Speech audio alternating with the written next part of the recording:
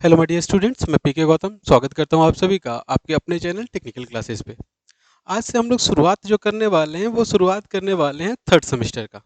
तो देखिए, third semester का शुरुआत से पहले आपको बस मैं एक चीज़ बोलना चाहूँगा, और वो चीज़ क्या है कि you don't have to be great to start, but you have to start to be great.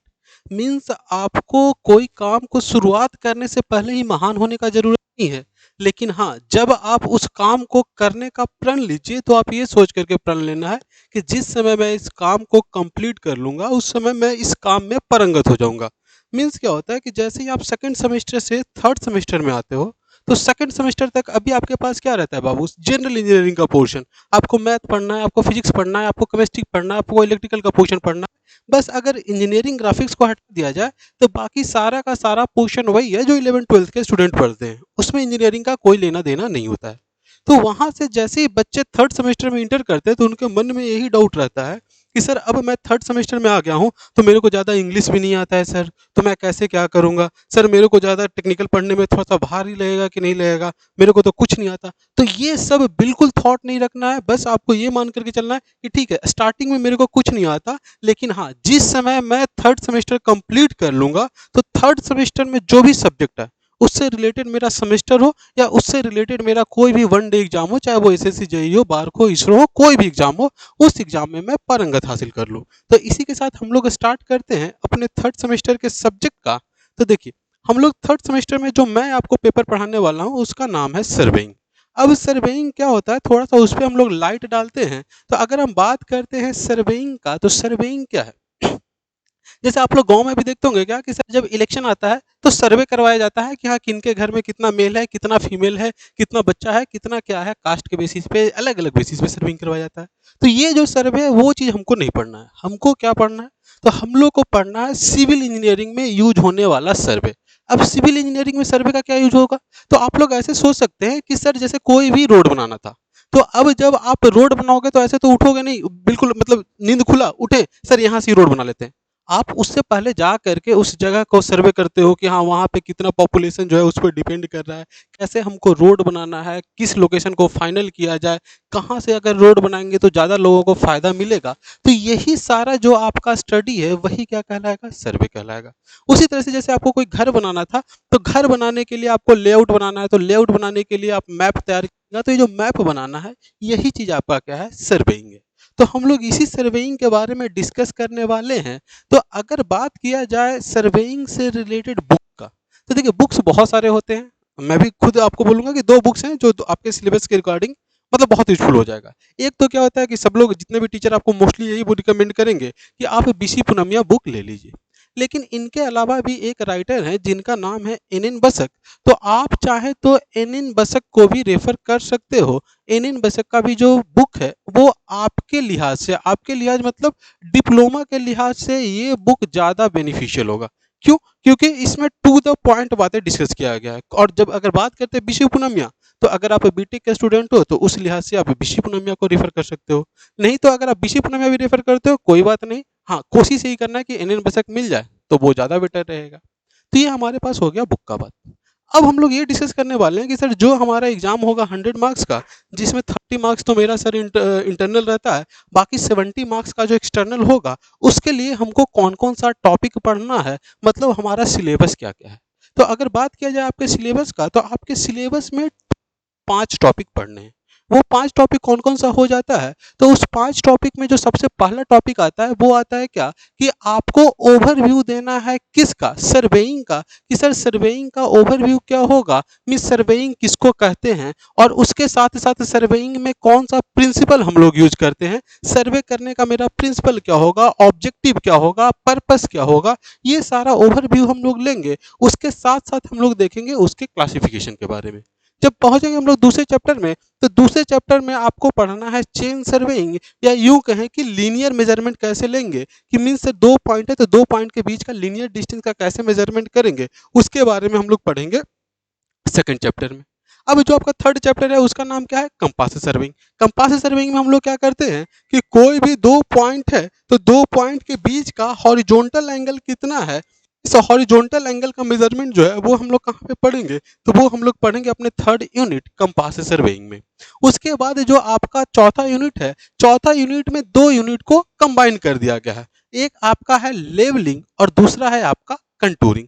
तो लेवलिंग में हम लोग क्या करते हैं कि सर अगर मान के चलते हैं कोई भी पॉइंट ए है जो कि इस लोकेशन पे है और कोई दूसरा पॉइंट बी है जो कि इस लोकेशन पे है, तो सर ये जो बी पॉइंट है ए के रेफरेंस में कितना हाइट पे है, इसी चीज को हम लोग पढ़ेंगे किस में, लेवलिंग में। मींस इसका लेवल कितना है, क्या ये ए पॉइंट से ऊपर है या ए पॉइंट के रेफरेंस में नीचे है या ए और बी दोनों एक ही लेवल पे पॉइंट है, ये सारा हम लोग पढ़ेंगे किस में, लेवलिंग में।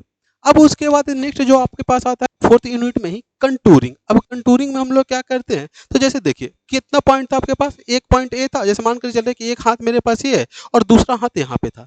तो जब आप मैप बनाते हो तो मैप में तो आप 3D बना नहीं सकते हो, मैप जो भी बनेगा आपका एक पेपर पे बनेगा। तो जब आप एक पेपर पे कोई भी चीज़ को प्लॉट करते हो तो देखिए, तो एलिवेशन को तो आप पेपर पे शो नहीं कर सकते हो। मतलब हम क्या बोलना चाह रहे हैं कि सर आपके पास एक ऐसा जो भी एक पेपर है जिस पे भी आप लिखते हो, उस कॉपी का एक पेज को कंसीडर कीजिए। अब कंसीडर ये करना है कि सर एक पॉइंट मेरा ग्राउंड लेवल पे था और दूसरा मेरा छत था, तो आप पेपर पे ऐसे छत तो बना नहीं सकते हो। तो उसके लिए हम लोग क्या करते हैं कि कैसे हम लोग एलिवेशन को शो करेंगे, उस एलिवेशन को शो करने के लिए हम लोग एक मैप बनाते हैं, उसी मैप को हम लोग कंटूर में बोल देते हैं। तो हम लोग पढ़ेंगे किसके बारे में, कंटूरिंग के बारे में।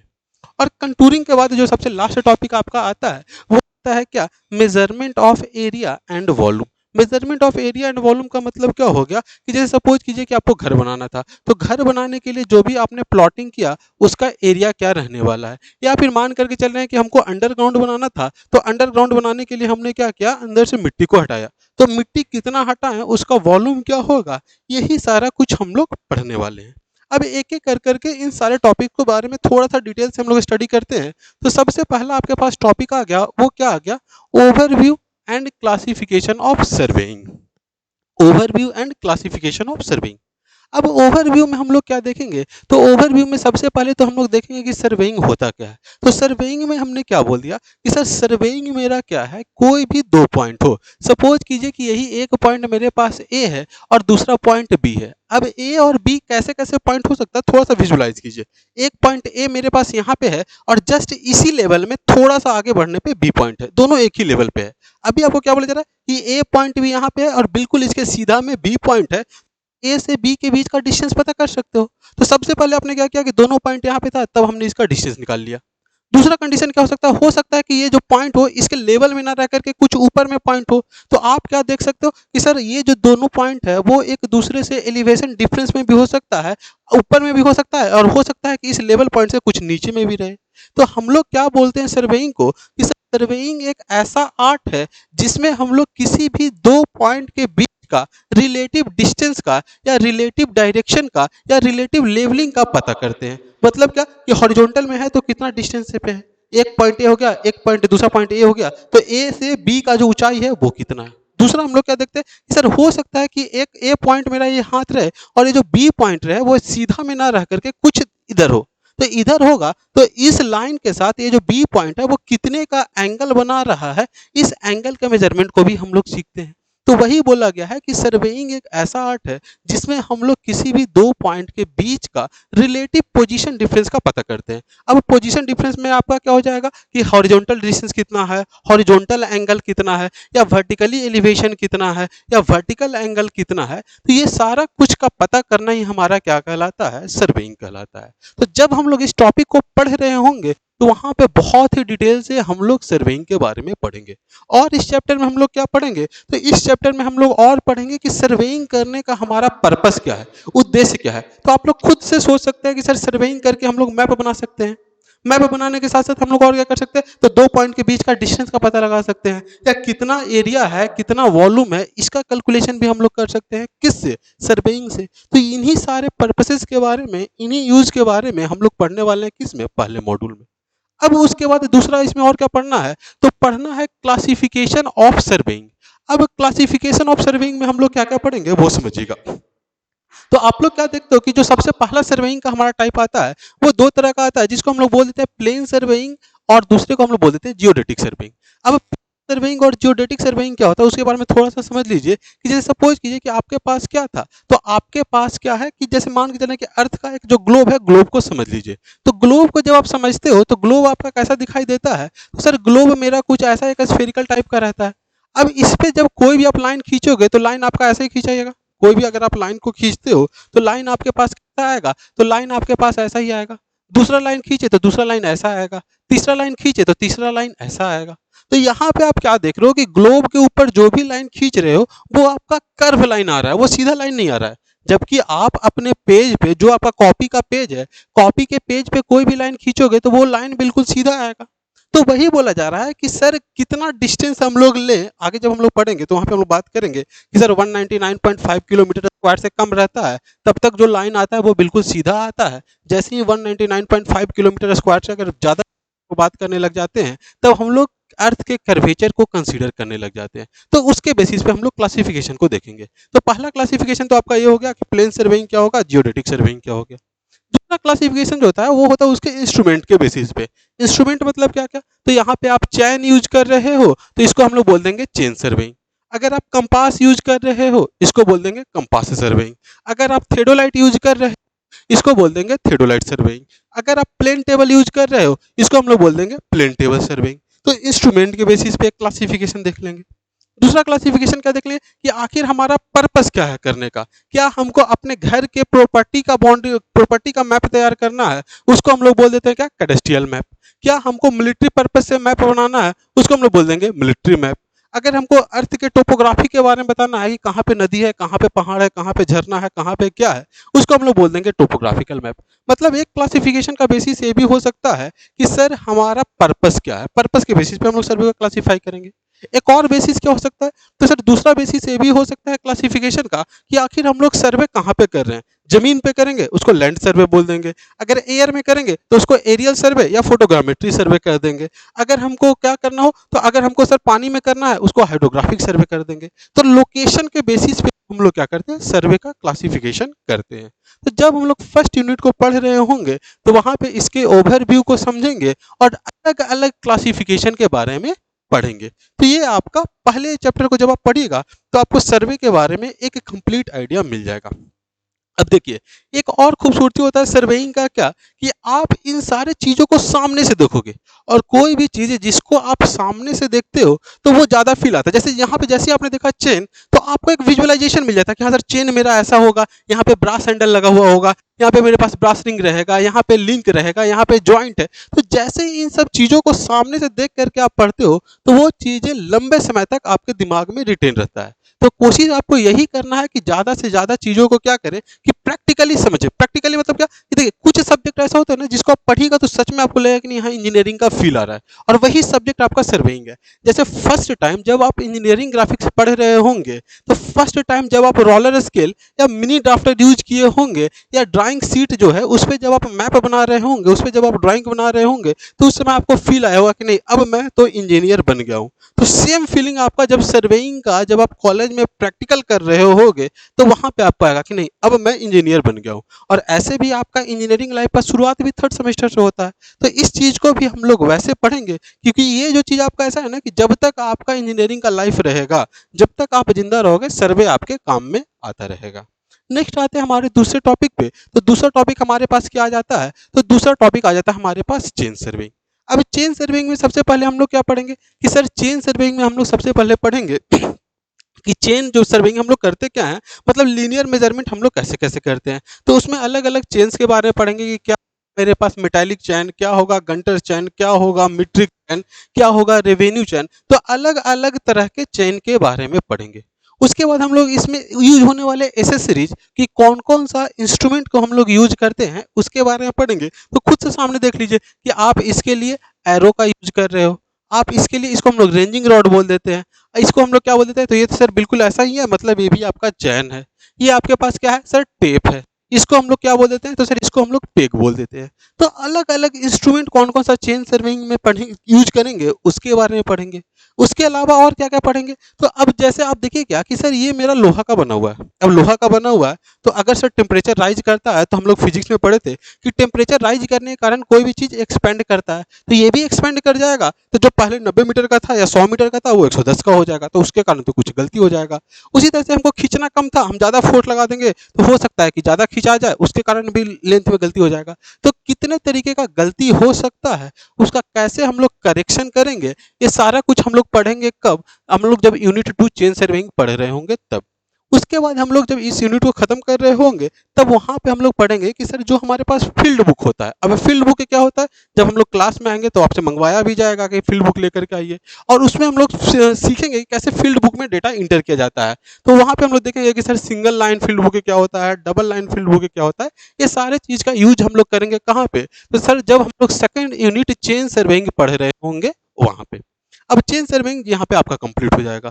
उसके बाद हम लोग थर्ड यूनिट में आएंगे। अब थर्ड यूनिट क्या हो जाएगा, तो देखिए एक बिल्कुल आपका जो सिलेबस डिजाइन किया गया है ना, एक बिल्कुल सिस्टमैटिक मैनर में डिजाइन किया गया है। अब सिस्टमैटिक मैनर कैसे बोलिएगा कि सर हम लोग सर्वेइंग का पर्पस यही देखे कि किसी भी दो पॉइंट के बीच का हमको रिलेटिव डिस्टेंस का पता करना था। तो सबसे पहले हमने क्या किया कि सर दोनों लाइन बिल्कुल एक ही प्लेन पे है, ऐसे इमेजिन कीजिएगा कि एक पॉइंट ए है और बी जो है वो इधर ना रख करके बिल्कुल इसके सीधा में है, तो बिल्कुल सीधा में रहेगा। तो सर इन दोनों के बीच का हमने क्या किया, रिलेटिव डिस्टेंस पता कर लिया, लीनियर डिस्टेंस पता कर लिया। तो सबसे पहले आपने चेन सर्विंग कर लिया कि यहाँ से चेन रख करके इस पॉइंट का हमने डिस्टेंस मेजर कर लिया।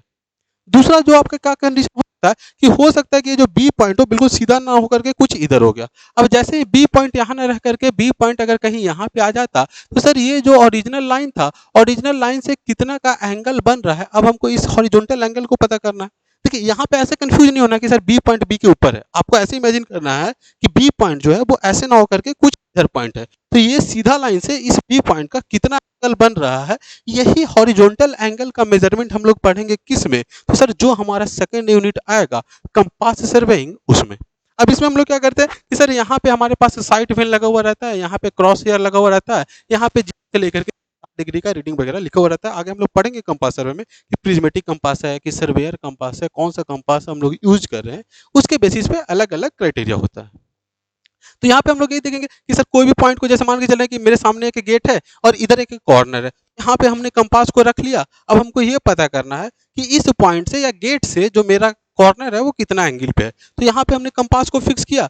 कंपास को रोटेट करेंगे तो रोटेट कर करके उस कॉर्नर को देखेंगे, तो यहाँ पे जो एंगल बनेगा एक हॉरिजॉन्टल एंगल हुआ कि नहीं हुआ, तो इसी हॉरिजॉन्टल एंगल को कैसे मेजर करते हैं इसके बारे में हम लोग पढ़ेंगे कंपास सर्वेइंग में। अब कंपास सर्वेइंग में और क्या पढ़ेंगे, तो कंपास सर्वेइंग में हम लोग पढ़ेंगे बियरिंग के बारे में।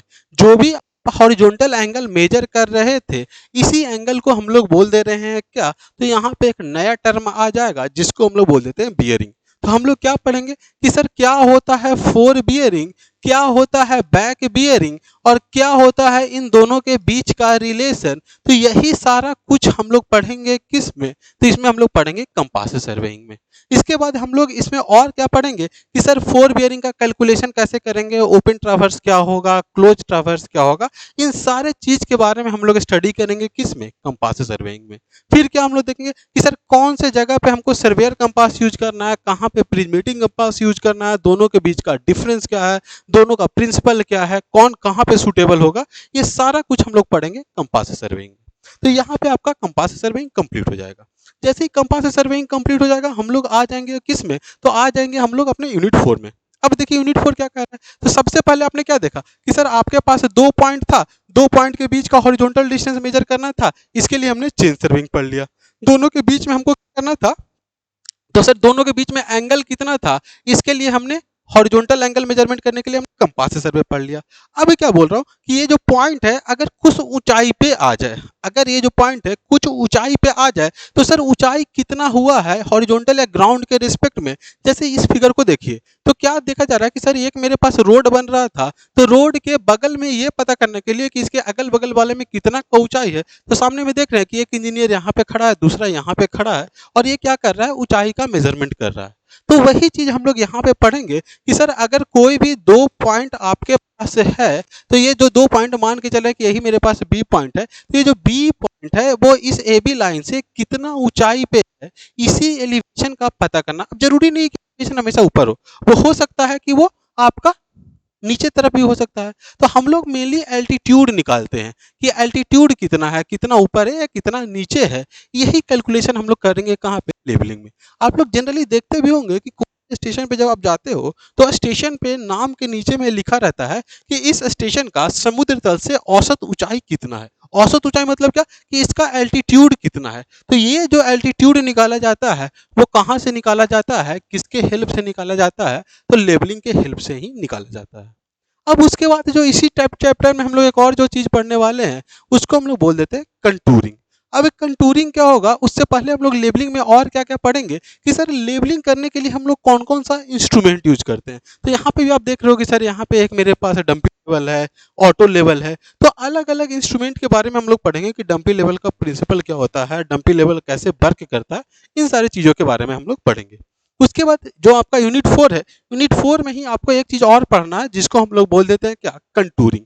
अब कंटूरिंग क्या होगा उसको समझते हैं। तो इसको समझने के लिए हमने आपको एक मैप दिखाया, इस मैप को ध्यान से देखिएगा। तो आपके सामने इसको हम लोग बोल दे रहे हैं क्या, कि ये आपका एक्चुअल ग्राउंड है, ये आपका एक्चुअल ग्राउंड है जहाँ पे कुछ ऐसा माउंटेन बना हुआ है, ऐसा माउंटेन बना हुआ है। अब इसी माउंटेन को अगर आपको मैप पे शो करना होगा तो मैप पे तो आप माउंटेन बना नहीं सकते हैं। तो जब मैप पे आप माउंटेन नहीं बना सकते हो तो उस केस में कैसे शो करोगे कि इस माउंटेन का ऊंचाई कितना है। तो उसके लिए हम लोग क्या करते हैं, कंटूर का हेल्प लेते हैं। अब कंटूर को कैसे प्लॉट करते हैं, कंटूर का क्या क्या प्रॉपर्टी होता है, क्या कंटूर लाइन एक दूसरे को इंटरसेक्ट करेगा भी या नहीं करेगा, और करेगा तो किस कंडीशन में करेगा, क्या होगा वर्टिकल क्लिफ के केस में, कैसा होगा अगर माउंटेन रहेगा तब, कैसा रहेगा अगर वैली रहेगा तब, क्या क्या कंटूर लाइन का प्रॉपर्टी होता है। ये सारा कुछ जब हम लोग कंटूर पढ़ रहे होंगे तब वहां पे हम लोग पढ़ेंगे।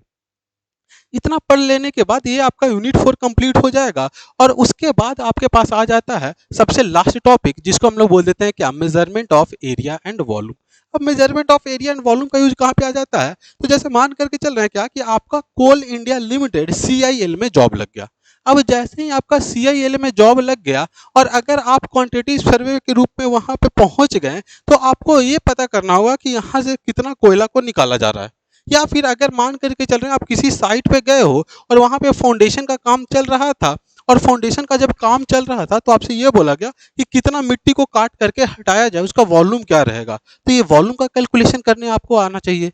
या फिर आपको कोई भी मैप दे दिया जाए और मैप देख करके ये बोल दिया जाए कि इस मैप से आप बता दीजिए कि कितना एरिया इस पर्टिकुलर लोकेशन का रहने वाला है। तो ये एरिया और वॉल्यूम का कैलकुलेशन जो होगा वो हमारा सबसे आखिरी यूनिट 5 में हम लोग पढ़ेंगे। तो यहाँ पे हम लोग अलग अलग मेथड पढ़ेंगे, क्या होगा मिड ऑर्डिनेट रूल, क्या होगा सिम्पसन्स 1/3 रूल, क्या होगा हमारे पास एवरेज ऑर्डिनेट रूल। तो अलग अलग मेथड के बारे में हम लोग पढ़ेंगे जब यूनिट 5 पढ़ रहे होंगे तब। तो ये आपका कंप्लीट सिलेबस हो जाता है किसका, पूरे का पूरे बेसिक सर्वेइंग का। इसके बाद जब आप 4th सेमेस्टर में आइएगा तो वहाँ पे हम लोग एडवांस सर्वेइंग पढ़ेंगे, वहाँ पे नए नए इंस्ट्रूमेंट्स के बारे में पढ़ेंगे कि थियोडोलाइट क्या होगा, टोटल स्टेशन क्या होगा, वो हम लोग बात करेंगे जब 4th सेमेस्टर में आएंगे तब। तो ये तो आपके पास हो गया सिलेबस।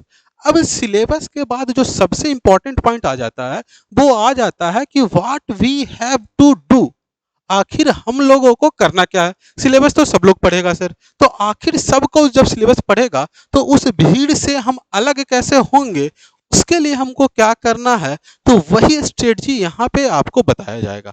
करना क्या है, तो अभी से सबसे पहले अभी आपको जो बताया गया था बुक, वो परचेज कर लीजिए। बुक में आपके पास क्या क्या हो सकता है, तो हो सकता है कि वो जो आपका बुक हो, या तो आप बीसी पूनमिया ले लीजिए या फिर आप क्या कर लीजिए NN बसक ले लीजिए। दोनों में से कोई भी राइटर का बुक आप ले सकते हो।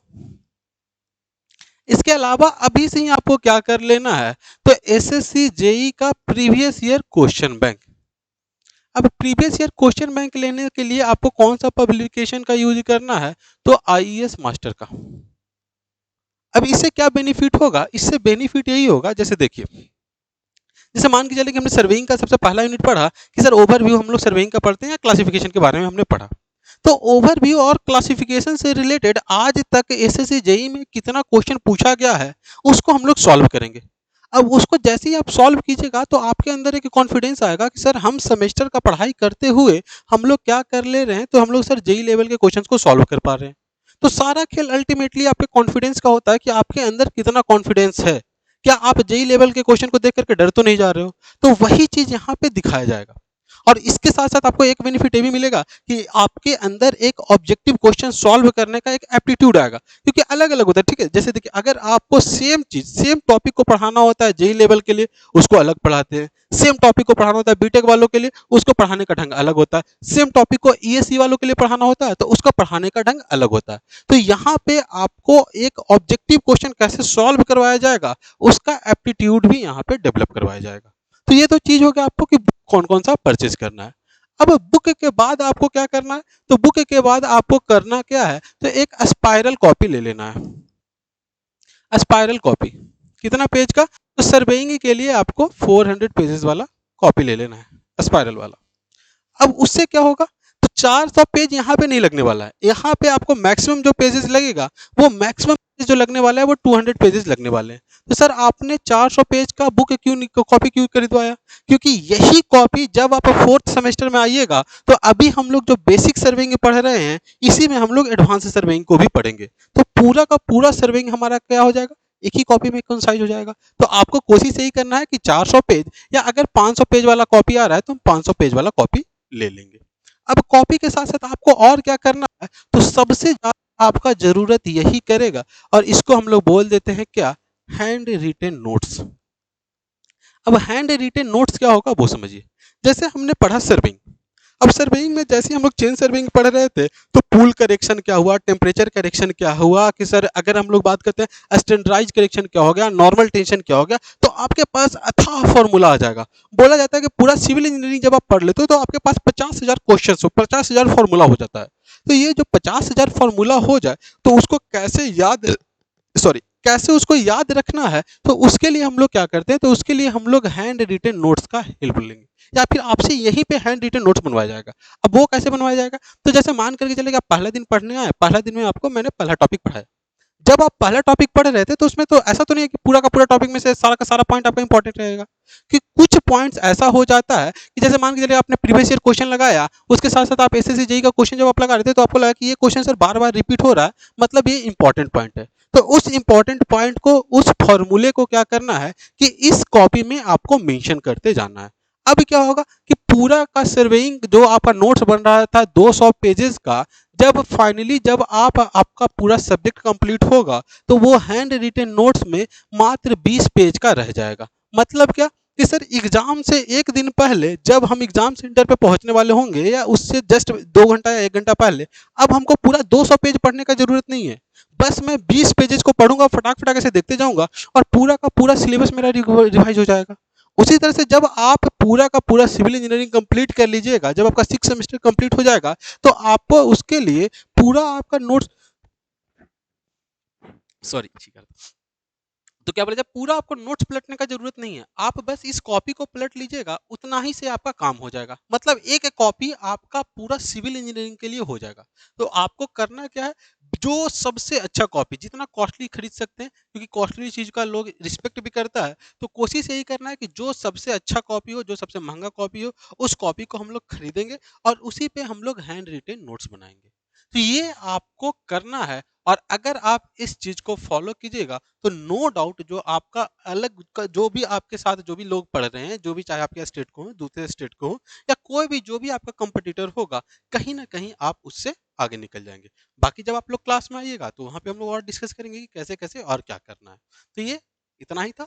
All the best. अब इसके बाद हम लोग क्या करने वाले हैं वो समझ लीजिए, कि अगर हम बात करते हैं पूरे थर्ड सर्विंग का, पूरे आपका थर्ड सेमेस्टर का, या पूरे सिविल इंजीनियरिंग का, तो थर्ड सेमेस्टर का अगर हम लोग बात करें, तो टोटल आपको 5 टॉपिक पढ़ना है। 5 टॉपिक कौन कौन सा है? तो एक आपको पढ़ना है बिल्डिंग कंस्ट्रक्शन, दूसरा आपके पास करना मतलब बिल्डिंग कंस्ट्रक्शन और कंस्ट्रक्शन मटेरियल, ये आपका पहला सब्जेक्ट हो जाता है। दूसरा आपके पास हो जाता है बेसिक सर्वेइंग। तीसरा आपके पास हो जाता है स्ट्रेंथ ऑफ मटेरियल, या मैकेनिक्स ऑफ मटेरियल, या मैकेनिक्स ऑफ सॉलिड। चौथा हो जाता है आपके पास कंक्रीट टेक्नोलॉजी, और पांचवा हो जाता है जियो टेक्निकल। अब इसका अगर हम लोग बात करें, तो अगर हम बात करते हैं एसएससी जेई का, या जितना भी वनडे एग्जाम होता है अपार्ट फ्रॉम रेलवे, वहां पे अगर हम लोग बात करें, तो ये जो आपके सब्जेक्ट्स है ना, इन सब्जेक्ट का जो वेटेज है भर भर करके आता है। मतलब भर भर करके क्वेश्चन आएगा इनसे, ठीक है? चाहे वो आपके पास जियोटेक हो, मतलब सॉइल इंजीनियर, सॉइल मैकेनिक्स हो, आपके पास सर्वेइंग हो या आपके पास स्ट्रेंथ ऑफ मटेरियल हो, भर भर के क्वेश्चन आने वाला है। तो आपको देखना है कि कैसे आपके सिलेबस को बनाया गया है, कि जो आपका फर्स्ट ही सेमेस्टर है, जहाँ से आप इंजीनियरिंग पढ़ना स्टार्ट कर रहे हो, वहीं पे सारा इंपॉर्टेंट पेपर को आपको इंक्लूड कर दिया गया है। तो अभी से ही आपको स्टार्ट कर लेना, अभी से ही ऐसे अपने आप को प्रिपेयर कर लेना है कि जैसे ही आपका सेमेस्टर ओवर हो, उस समय आप अपने आप को ऐसे परिपक्व कर लें कि सर कोई भी वन डे एग्ज़ाम होगा, तो उसमें मैं अपना बेस्ट दे पाऊँ। मतलब जो भी और जो अलग-अलग भीड़ है, उन सारे भीड़ से मैं अलग बन करके अपना रिज़ल्ट दे पाऊँ। तो इसीलिए बोला जा रहा है क्या कि थर्ड सेमेस्टर में जो आप डिसीज़न लीजिएगा, थोड़ा सोच समझ करके लीजिएगा, ताकि आपको बाद में अफ़सोस ना हो। अब अगर बात करें इन पाँचों सब्जेक्ट का, तो इनको पढ़ाएँगे कौन? तो सबसे पहले जो building construction and construction material है, वो पढ़ाएँगे आपको मनीष सर। मतलब ये हमारे भी गुरु हैं, तो समझ सकते हैं इनके पास कितना एक्सपीरियंस है। दूसरा अगर बात करते हैं बेसिक सर्वेइंग का, तो बेसिक सर्वेइंग मैं आपको पढ़ाऊँगा। नेक्स्ट बात करते हैं mechanics of material, Roshan sir आप लोग सारे लोग जानते होंगे, मैथ्स भी शायद आपने सर से ही पढ़ा है, ठीक है? बात करते हैं कंक्रीट टेक्नोलॉजी, तो कंक्रीट टेक्नोलॉजी अगेन मैं ही पढ़ाऊँगा आपको। अगेन बात करते हैं जियो टेक्निकल इंजीनियरिंग, तो ये पढ़ाएँगे आपको क्या? आदित्य सर, बहुत ही बढ़िया टीचर हैं, आप पढ़ कर के खुद से इस चीज़ को रियलाइज़ कर सकते हैं। तो बोला जाता है ना कि जो आपको बेस्ट टीम बस बोलने से नहीं कि हाँ, हम बहुत बेस्ट हैं, हम बहुत बेस्ट हैं, वो इतना दिन से चलते आ रहे हैं, वैसे-वैसे कुछ नहीं। आप आइए, पढ़िए, पढ़ कर के देखिए, तब आपको रियलाइज़ होगा कि हाँ, ये बेस्ट टीम है या नहीं है, या फिर बस बोलने के लिए कि हाँ, आ जाइए, सब कुछ हम लोग कर रहे हैं, वैसे करने से कुछ नहीं होगा, ठीक है? आप लोग आइए, अब आप लोग इतना मैच्योर हो चुके हैं कि चीज़ों को आप जज कर पाओ कि हाँ, जो बोला जा रहा है, सब लोग प्रोवाइड कर रहे हैं कि नहीं कर रहे हैं। तो एक बार आइए, देखिए, फिर आपको खुद एनालाइज़ हो जाएगा कि हाँ, आप कहाँ पे पहुँचे हो। तो ये आपके पास क्या है, सारा सब्जेक्ट, उसको पढ़ाने वाले टीचर्स। अब बात कर लेते हैं फ़ी का। सामने दिख रहा है कि अगर आप 21 नवंबर तक एडमिशन लेते हो, तो आपका जो फ़ी लग रहा होगा, वो फ़ी लगेगा कितना? तो ₹1849। तो कोशिश कीजिए, जो भी आपको ऑफ़र मिल रहा है, उसको ग्रैब्स करने का। और बाकी अगर ऑफ़लाइन में पढ़ना चाहते हैं, तो जो आपको ये नंबर दिख रहा है, आप इस नंबर पे कॉन्टैक्ट कर सकते हैं। यहाँ पे आपको सारा इंक्वायरी प्रोवाइड कर दिया जाएगा। तो थैंक यू। अब आइए, आप लोग सबका वेलकम है। मिलते हैं हम जल्दी। धन्यवाद।